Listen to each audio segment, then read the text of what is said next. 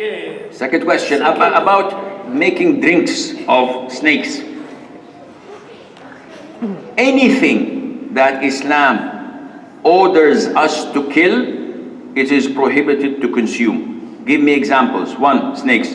I took that.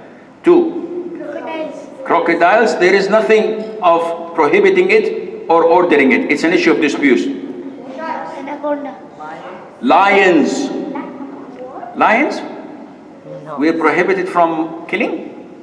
No. I said anything. Let me rephrase my question.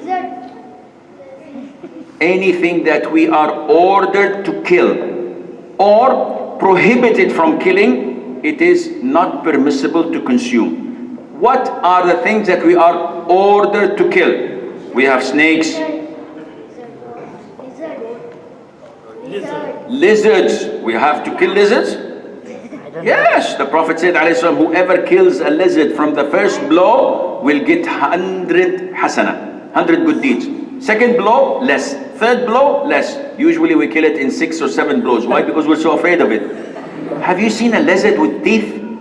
It will not bite you. Yes, but moves quickly, Sheikh. Akhi, kill it with your hand. Yeah, that's gross. This is the fastest way and easiest way.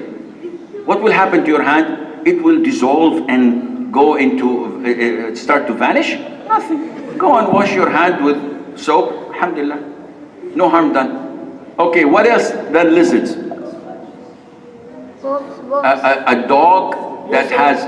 Yes, sorry? Scorpions, ahsant, very good. And so on. Okay, what are things that we are not permissible or not permitted to kill? To eat. No, to kill. Not to kill it. Pigs? No, we have to kill pigs. Pigs are to be killed, the most authentic opinion. We cannot kill a frog, which makes it prohibited to eat. Killing frogs is haram in Islam. We cannot kill bees. We cannot kill ants, and so on. Spiders, we don't have any restriction in killing or not killing. So it depends. If it's harmful, yes. If it's Spider-Man, oh, that's cute, Spider-Man. Maybe we'll kill him, who cares? So these things, which is, you're asking about scorpions, there are snakes, they are prohibited to eat. You must kill it. Unfortunately, I've seen some Muslims using them as pets. What? Yeah. You've seen this. I've seen Muslims having scorpions in their homes. They say, oh Allah, this is very nice. And they're not putting it in the home and sleeping with them, but they're putting it in a cage and they consider it to be something that is nice. And in the 60s, in the 70s, they used to have a slogan, be kind to animals. Should we be kind to animals? Yes. Go and kiss a shark. No.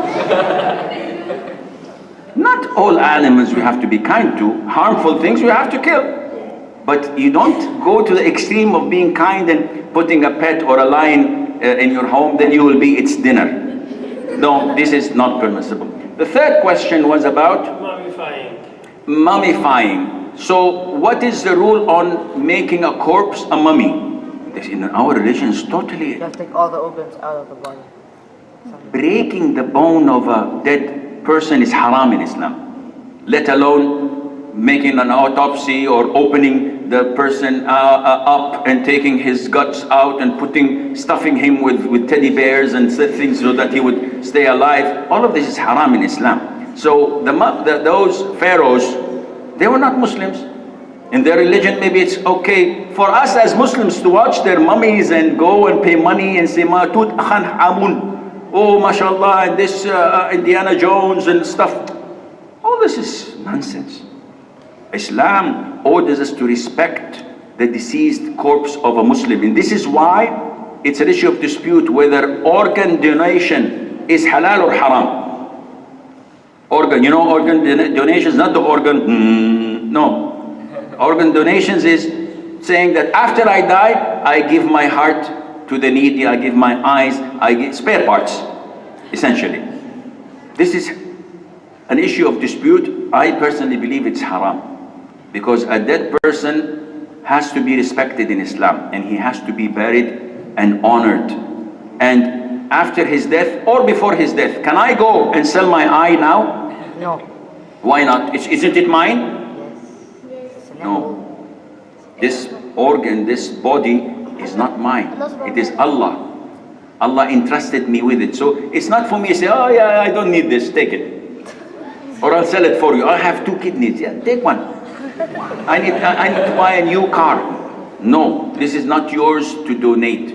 And after death is even worse, and Allah knows best.